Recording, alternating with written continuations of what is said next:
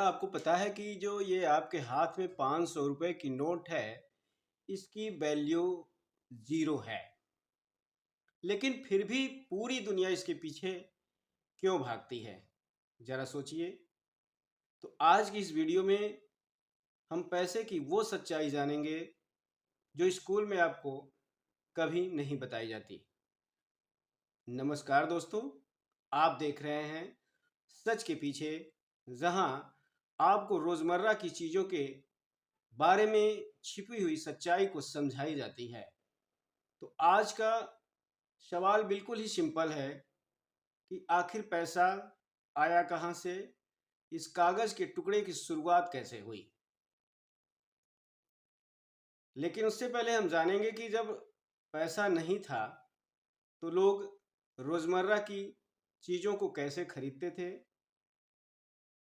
तो दोस्तों, हज़ारों साल पहले जब पैसा नहीं था, तो लोग अनाज के बदले अपनी चीज़ों को खरीदते थे। जैसे अगर उनको दूध लेना होता था, तो अनाज देते थे और उसके बदले में दूध लेते थे।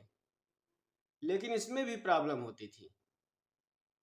मान लीजिए कि सामने वाले को अनाज की ज़रूरत नहीं थी, तो वो सौदा सौदा नहीं हो पाता था। फिर लोगों ने सोचा ना कि क्यों न कोई ऐसा उपाय किया जाए कि जिसे हर कोई माने। फिर उसके बाद शुरू हुआ सोने, चांदी, धातु के सिक्के, जिसे हर कोई मानता था। ये सीमित होते थे, लेकिन इसमें भी प्रॉब्लम होती थी। सोना भारी होता था, उसे एक जगह से दूसरे जगह ले जाना मुश्किल होता था। फिर यहीं से आया असली ट्विस्ट। लोगों ने सोना एक जगह एकत्रित करना शुरू कर दिया और उसके बदले में उन्हें एक कागज का टुकड़ा मिलता था और उस पर लिखा होता था कि इस कागज के बदले में आपको इतना सोना मिलेगा। फिर लोगों ने सोचा कि क्यों न इस कागज के टुकड़े को ही चला दिया जाए। तो यहीं से चलन में आ गया पैसा। लेकिन आज के समय में सरकार आपको पैसे के बदले में सोना नहीं देती है।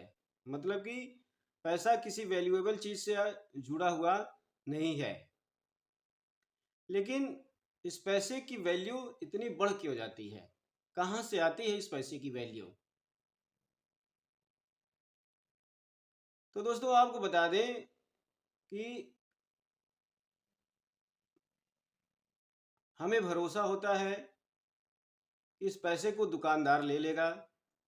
दुकानदार को भरोसा है कि इस पैसे को बैंक ले लेगा और बैंक को भरोसा है कि इस पैसे को सरकार ले लेगी, यानी इसके पीछे सरकार खड़ी है। तो दोस्तों, पैसे की वैल्यू आती है ट्रस्ट से। अगर ट्रस्ट नहीं है तो पैसे की वैल्यू ज़ीरो है।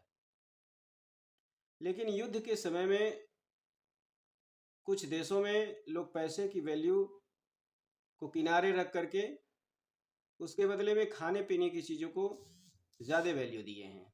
कहने का मतलब ये है कि कल को अगर लोग कह दें कि ये नोट बेकार है, तो इस कागज़ के टुकड़े की वैल्यू ज़ीरो हो जाएगी। तो दोस्तों, ध्यान से सुनिए कि पैसा ही सब कुछ नहीं होता है। सबसे मेन होता है वैल्यू क्रिएट करना, नॉलेज बढ़ाना, स्किल डेवलपमेंट करना। अगर व्यक्ति ने ये सारी चीज़ें सीख लिया, तो वो पैसा भी कमा लेगा और पैसे को बचा भी लेगा। तो अगली बार जब आप 500 रुपये का नोट देखें, तो आप सोचें कि इस पैसे की वैल्यू ज़ीरो है। तो दोस्तों, अगर आपको ये वीडियो सोचने पर मजबूर करे, तो इसे शेयर ज़रूर करें और ऐसे ही छोटी बात